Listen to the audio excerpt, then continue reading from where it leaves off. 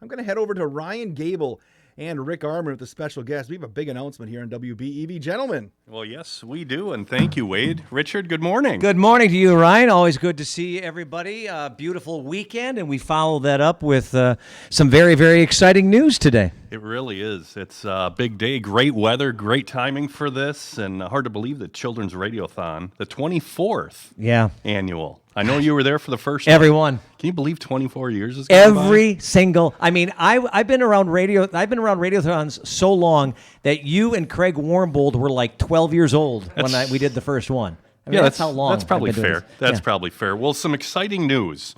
We'll kick it off with for this upcoming year, first ever. We've had a date change. Yes. And which hopefully, as things continue to open up, progress, get better, the official dates will be September 16th and 17th. Correct. This year, last year we struggled with when we were at the height of the pandemic last year. Do we continue to do it in June? Do we push it back? At that point, we really didn't know what to do. We knew one thing, though, that people would come out and support it no matter what we did. And so last year we decided to stick with the June date. This year a little different, though, Ryan, because we're so close. So close. We are so close to right now with the amount of people that are getting vaccinated. We are so close to having that event that we've always wanted to have, where there's going to be a lot of people that are going to be able to be involved, and a lot of events, not just here in the building, but in the community. Yeah, absolutely. More and more events equals more money for these great local organizations. So looking forward to that. And then, do we have Craig? I don't know if he... I'm here. Hey, good morning. Hey, Craig. Good morning. How are you? I'm wonderful. Yeah, I think you both nailed it. It is so exciting to imagine that not only this year is the conversation not a debate on if we can pull off the Children's Radiothon, but it was, hey, if we move this thing back a few months, we might be able to have something that resembles the 22 radiothons that came before last year's, based on, community involvement, which is such a critical, piece of the whole thing. I think that, little things like brat fries and little things like organizations being able to do things that they normally do, bake sales, car washes, all those kind of things that were not part of last year's radiothon, I think we all missed them. And I think by pushing this back by just a couple of months, we're pretty much guaranteeing that we're going to be in a much better place. Yeah, it's only going to continue to open up and get better. So excited for that with the first ever date change. And then the also big news for the first time ever, we've changed the name. Yeah, we changed the name. Can you believe that? 24 years in, we've never done this. Never done this. This is unprecedented. But super fitting and honored and excited.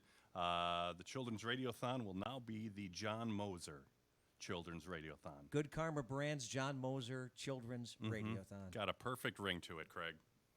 Yeah, it does. And we spent a lot of, the last 3 months thinking about John. And every time we do, we think about, he loved radio, but he loved radio because it was such a connection to help and to impact and to connect within this community. And that was what John was all about. And so many of the organizations that benefit from the Children's Radiothon are ones that John had a direct passion for.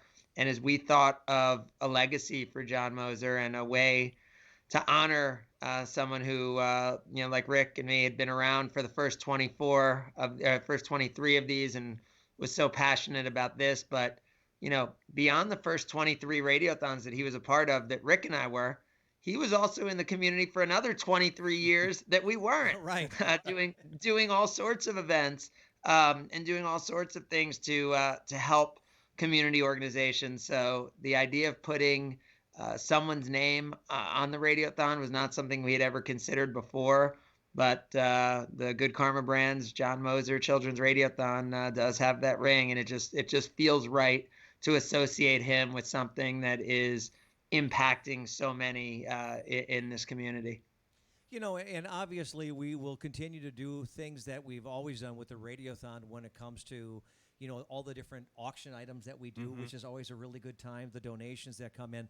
But by by opening it up this year and by changing it up a little bit, we're hoping to maybe even add a couple of other things if we can get. I just want to see people again. Yeah. You know, the Radiothon is all about. I think about all of the years, Craig, that we've done this, and you know, whether it was, you know, having block parties, as we all remember, right out in front of the radio station when we first did this, or, you know, going out and doing car washes and doing brat fries. Those are the kind of events where it just brings people, and it makes you realize how important local radio is to people. Right. I mean, think about, I picture hundreds of bikers out together, gathered, who had done an incredible job, not just over one day, but over weeks, to raise funds. I mean, just, in this day and age where it seems like everything becomes a political issue, everything, divides. The Children's Radiothon was one of those things that I think we all just kind of could come together on and, and agree that, especially with the extensive list of organizations. Remember, we started with two. It was PAVE and the Parent Resource Place at the first Children's Radiothon, but now we're well into double-digit organizations that are benefiting. So if it's not one organization or another, it's probably 6 or 7 of the others that you really believe in and you really are proud to support when you're involving yourself with the Good Karma Brands John Moser Children's Radiothon. I think for me, and John Kraft and I have had this conversation because John obviously has been around for all 23 of these as well. And we've had the conversation before about one of the things, and probably for me, the thing that I love most about the Radiothon is knowing that there's no executive fees that we have to pay. And this is not to take anything away from other charities. I get it. The big charities around the country, they have to pay people to be in positions.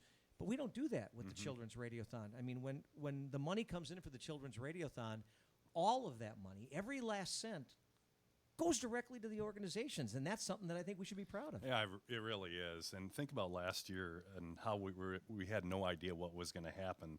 To be over $130,000 to be able to help all those, because it wasn't just us, it wasn't just everyone in the community, it was these organizations as well that were having a difficult time, obviously, because of the pandemic. So super excited for this year, and so excited to have John Moser as part of it.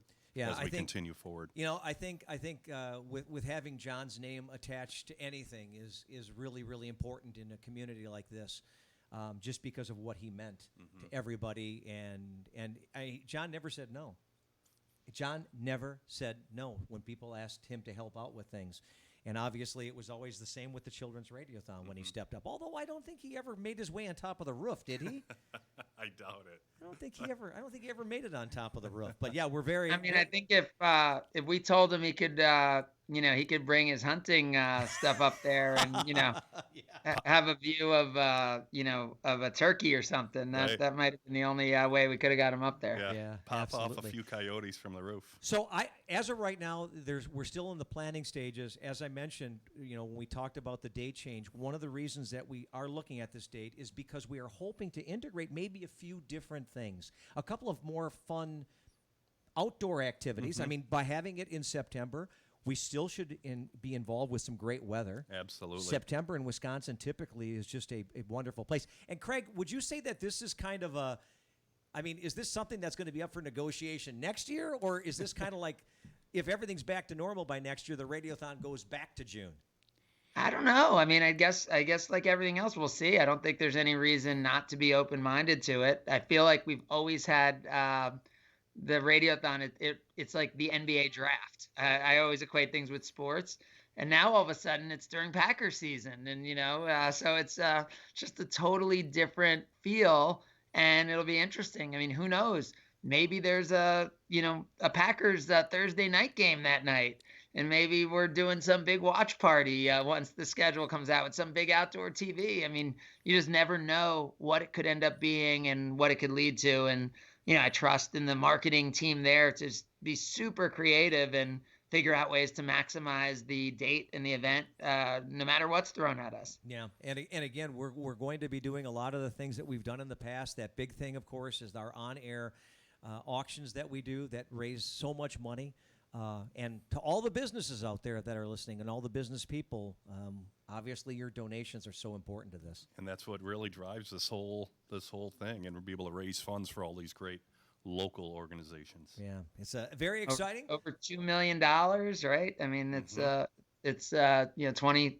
I mean, going into our 24th year, it's incredible because we were thinking, Rick was around for the first one. We were thinking, hey, maybe $15,000, $20,000 we can do, and to think now, we're in the millions of dollars is really incredible. I think it was 27,000 that first year, wasn't it, Craig?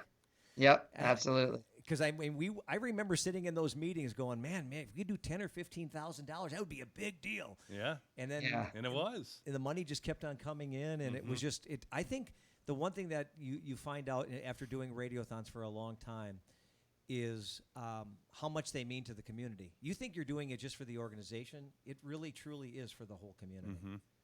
And I think that's what makes it special, and that's why John's name attached to it is such a special thing. Exciting stuff. Very exciting. Looking forward to it. Yeah, absolutely. Craig, thanks for spending some time with us this morning. Absolutely. Thank you both. You bet. All right. So See you, with Craig. that, we're excited to mention the dates again, Ryan. September 16 and 17. So September 16th and 17th will be this year's Children's Radiothon, and the brand new, very appropriate name. Good Karma Brands, John Moser. Children's Radiothon. Yeah, looking forward to it. Thanks so much, everybody that tuned in for our special announcement. We get back to our regular programming on WBEV and 95X. Enjoy your day. Thank you very much.